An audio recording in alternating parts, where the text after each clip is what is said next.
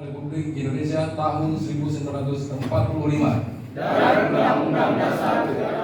Syederalun Ketua Komisi Independen Pemilihan Kota Langsa, Teguh Faisal SH, pada Rabu 4 Januari 2023 sore ini melantik 25 anggota panitia pemilihan kecamatan untuk 5 kecamatan di Aula Sekretariat KIP Kota Langsa. Kampung Tualang Tengah.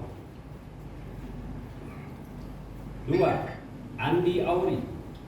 Kampung Tualang.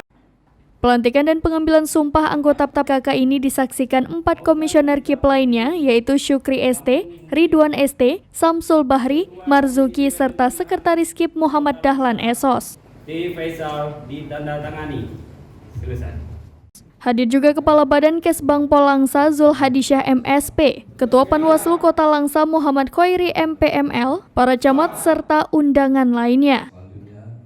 Ketua KIP Kota Langsa mengatakan, setelah dilantik maka hari ini ke-25 anggota PPK tersebut telah menjadi bagian dari penyelenggara pemilihan umum 2024. sebagai anggota panitia pemilihan kecamatan. Dalam kesempatan itu, Teguh Faisal juga mengingatkan kepada seluruh anggota PPK agar tidak terpancing atau berbaur dalam kesempatan-kesempatan yang bukan relevansinya penyelenggara pemilu. Kecamatan pemilihan umum tahun 2024. Pemilu adalah titik awal.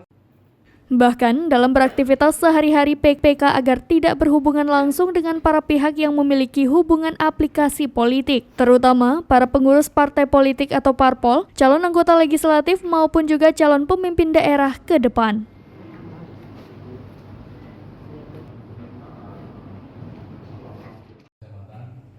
Dari Langsa, Zubir, serambinews.com. Bagian dari penyelenggara pemilu. Untuk itu saya mengingatkan bahwa kapasitas saudara sebagai penyelenggara pemilu untuk kemudian membatasi, untuk membatasi pendapat pribadi di